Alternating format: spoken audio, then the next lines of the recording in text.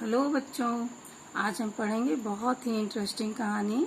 इस कहानी में हमको मैसेज मिलता है कि हमें अपने आसपास का वातावरण साफ सुथरा शुद्ध रखना चाहिए।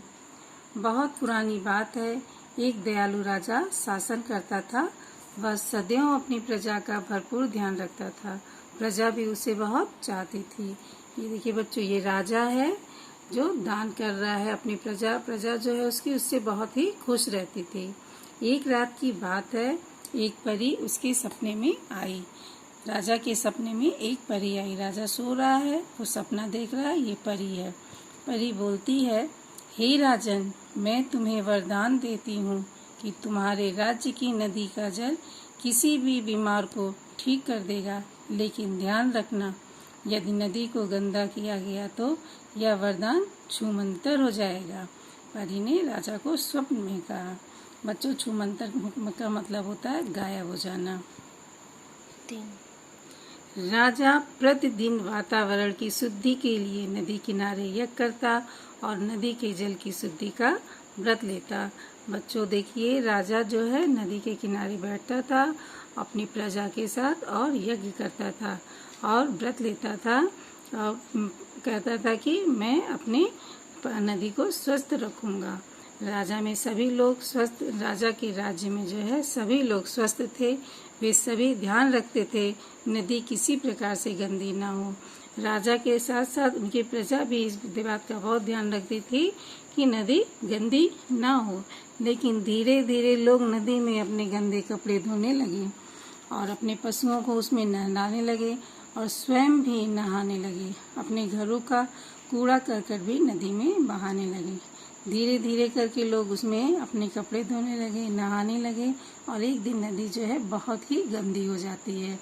रोज रोज अगर आप किसी नदी में कपड़ा धुलोगे, नहाओगे, जानवरों को नहलाओगे, उसमें कूड़ा करकट फेंकोगे बच्चों, तो नदी क्या होगी, गंदी हो जाएगी। तो एक दिन राजा बीमार पड़ गया। उसने अपने सेवकों को आदेश दिया।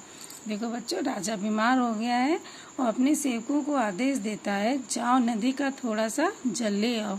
वो जल लाने के लिए भेजता है, क्योंकि परी ने उसको वरदान दिया था कि तुम्हारी नदी का पानी जो पिएगा वो स्वस्थ हो जाएगा। इसलिए राजा जो है अपने मंत्रियों से कहता है कि जाओ नदी का थोड़ा सा जल ले आओ। राजा ने भरपेट नदी का जल पिया, लेकिन उसकी बीमारी में कुछ भी सुधार नहीं हुआ। राजा जो है पानी पीने के बाद भी जब उसका स्वास्थ्य सही नहीं हुआ तो उसने परी को याद किया। परी दौड़ी चली आई। परी रानी, राजा ने कहा, परी रानी, नदी का जल अब बीमारी ठीक नहीं कर रहा है। देखो मैं स्वयं बीमार हूँ और ठीक नहीं हो पा रहा हूँ, हमारी सहायता करो। राजा ने परी से कहा। फिर परी बोली, हे राजन, नदी अब गंदी हो चुकी है, इसलिए मेरा वरदान अब बेअसर हो गया है।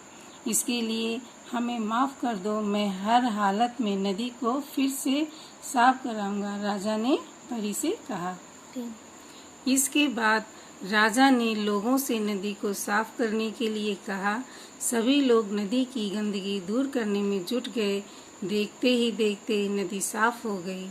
राजन, परी ने कहा, राजन, तुम एक अच्छे राजा हो, इसलिए मैं तुम्हें माफ कर रही हूँ। अब हमेशा अपने राज्य के वातावरण को साफ सुथरा रखना। परी फिर एक दिन राजा के सपने में आई। राजा देखिए बच्चों सो रहा है, परी सपने में आई और कही कि राजा ने जीवन भर अपने राज्य को स्वच्छ रखने का वचन निभाया, इससे उसकी प्रजा स्वस्थ रही। ओके बच्चों, इस कहानी से हमें क्या शिक्षा मिलती है? यह शिक्षा मिलती है कि हमें अपने आसपास जो है साफ सफाई रखनी चाहिए, नदी को साफ रखना चाहिए, हवा को साफ रखना चाहिए। ओके बच्चों, अगर आपको कहानी अच्छी लगी हो तो लाइक और सब्सक्राइब अवश्य करिएगा। ओके बच्चों।